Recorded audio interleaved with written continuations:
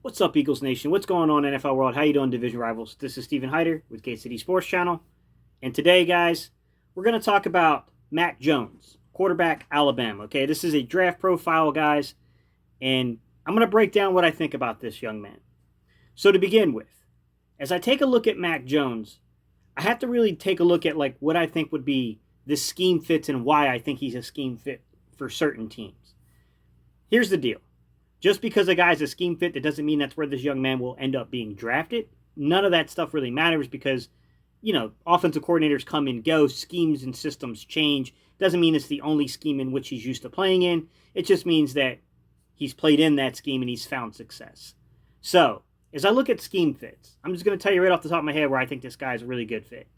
Philadelphia, Nick Sirianni, that system, that scheme, the quick passing game, the over routes, the drag routes, the corner routes, the way that they use the vertical routes that are going to be coming into Philadelphia with kind of like deep crossers and corners and post routes over like fades and goes and things like that. Like, it's a fit there. Pittsburgh. Listen, Pittsburgh is a very sped up system. They just promoted their quarterback coach up to, I believe, OC. And this is a guy who absolutely believes in speeding the quarterback up. So, Mac Jones is a really good fit for that system. If you go watch Alabama, you're going to see a ton of mid screens, wide receiver screens, quick passes. You're going to see the ball coming out of his hands fast. I mean, yes, there's vertical elements, but it's paired up with a very quick passing scheme. Other fits I would say that he makes sense at. Washington runs kind of an offense like that. Past Washington, I could see him being a fit, obviously, in Indianapolis since Nick Sirianni's coming out of Indianapolis. And I don't know what's going to happen necessarily in San Diego, but if the system stays in place, anyone that runs that kind of system like San Diego and Indianapolis did last year in Pittsburgh, where you have a quick timing kind of rhythm offense, Mac Jones is going to be a fit. One other very sneaky fit here, and this is not a one-for-one fit. Like, the scheme and system's a little different, but I can see how you can take a kid like this who's played in a sped-up system and make him fit in this system pretty well. I would keep my eye on New England as well, guys. Like Josh McDaniels there, the way they love to run off of that play action, the way they like the quarterback get the ball out of his hands coming off the play action and get really through those progressions fast, like he does make some sense there as well. So on the numbers, like where am I gathering this from? Why do I feel this way about Mac Jones? Like what is it in particular about him that makes me think he's a fit in these offenses? It has to do with the type of passes that he's thrown in college, guys. I mean, when you break it down by the numbers, it paints a very clear picture of who this young man is as a prospect. So to begin with, when I look at things like drag routes, over routes, and I look at something like a corner route, right? Very big staples of the Nick Sirianni kind of Frank Reich type system. Shane Steichen ran these a lot too. You can see that the quarterbacks that pop up in terms of the big three, the big names that we know. I'm not going to say they're the big three, but some of the bigger names across college football are Ian Book, Kyle Trask, Mac Jones. Those are the three guys that immediately pop up on those route schemes. Mac Jones on the season, he was 25 of 31 on these routes, okay? 321 yards, 160 of those 321 through the air, so he definitely got some yak. 2 touchdowns, no interceptions, an 80.6 completion rate. 87.1% of his throws were on target. 10.4 yard per average. 131.3 quarterback rating. And an independent quarterback rating, which is a proprietary blend, if you will, from Sports Info Solutions, gave him a 134.5. Clearly, Mac Jones is a fit in this particular type of system. It makes a lot of sense. Well, then when I filtered it to kind of look at the vertical route stems, like corners, posts, deep crosses, these type of route stems, Mac Jones was number one in throwing those particular vertical routes, guys. I mean, he had 27 completions on 39 attempts for 643 yards, 515 coming from the air. A little less yak here, a little more air yardage on these type of routes. 9 touchdowns, 0 interceptions. That's a phenomenal rate, guys. A 69.2% completion rate, a 76.9% on target rate, 16.5 yards per attempt, a rating of 151.4, and an independent quarterback rating of 145. Even though you can see that Pro Sports Solution gave a little more credit to the receivers that were playing there, they still rated him very high at 145, guys. That's about as good as you can be rated. The third thing I looked at was the quick game with this young man and like how he played within the quick game. So when I say quick game, There's a lot of different ways you can define that. But I'm particularly defining it as screens, quick passes, like quick outs, and then like check and release type stuff, like running backs, check and release, and tight ends, that kind of thing, right? Mac Jones on the year, 83 completions against 86 attempts. All right, 644 yards, negative 167 air yards. This was all yak, clearly. 3 touchdowns, no interceptions, a 96.5 completion rate, a 96.4 on target rate, 7.5 yards per average, 109.5 rating, and an independent quarterback rating of 105.6. He makes a lot of sense, guys, in that aspect. Like he fits particular types of schemes.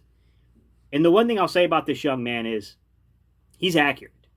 If you're looking for a guy who will speed up, get the ball out of his hands, and be accurate with, pass location, Mac Jones makes a ton of sense, guys. I mean, this is a guy that absolutely does it. I'll give you guys a little film here to kind of break in and show you some of the things that I did see from this young man. The first thing I will tell you is man, when I turned on Alabama's film at Notre Dame and then I watched them play Texas A&M, the two things that I saw right from the jump were a lot of crossers. I mean, this team completely was running crossers all game long.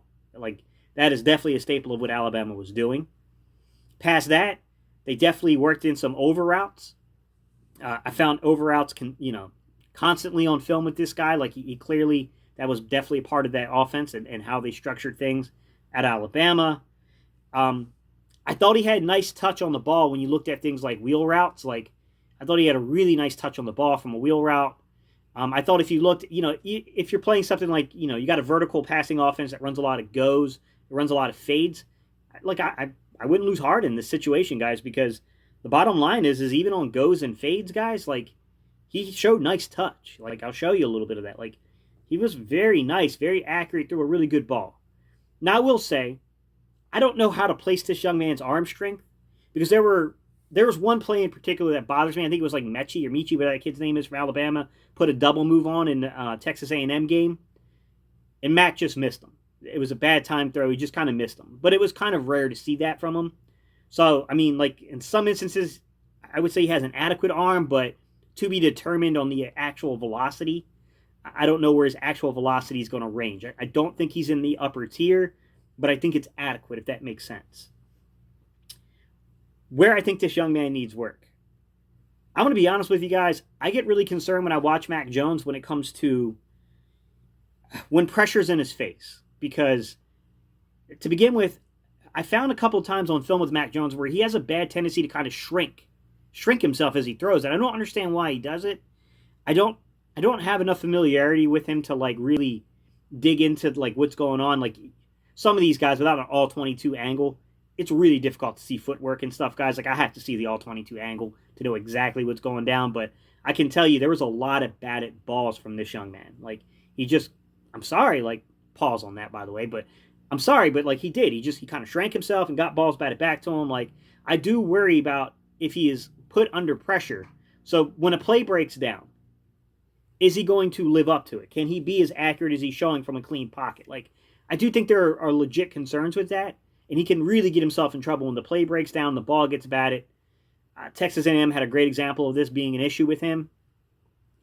Hey, I mean, what can you do? But I do wonder about that. The other thing I'll say about him is you played with very good receivers at Alabama. Like, everybody on there. Michi, the kids we don't even know about. I can't remember the kid's name, number 19. Big, tall, kind of lanky looking guy. Like, he was pretty good. Like, I saw him, like, put nice touch on balls. Like, I saw a deep cross. Like, there was a deep cross that was into a touchdown to, I think it was that number 19 kid. Like, it was a really well executed throw. It was a really great looking play. But I don't know. I don't know that he can do this at the NFL level when the windows tighten up. Like, it's not a knock on him. Like, none of us know it. Like, it's not saying that he can't do it. It's just saying it's an unknown. I don't know. Like, there's just not a lot of examples on film with guys like this to where they're, like, really playing against lockdown coverage and things are getting tight. Like, he just doesn't have a lot of examples of that.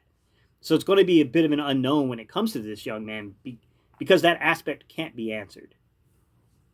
My final thoughts on Mac Jones are this. When I watched him, and I could be off base, guys, because it's not like I've watched 100 games of this guy.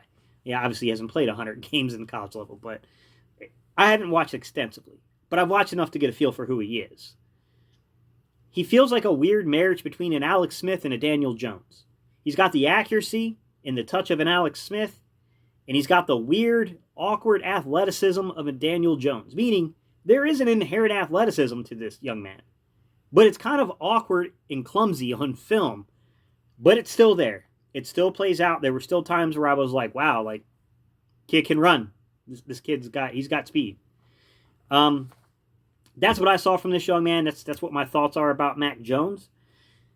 I don't know where this kid is going to go in the draft, guys. Gut instinct is he's definitely a first rounder.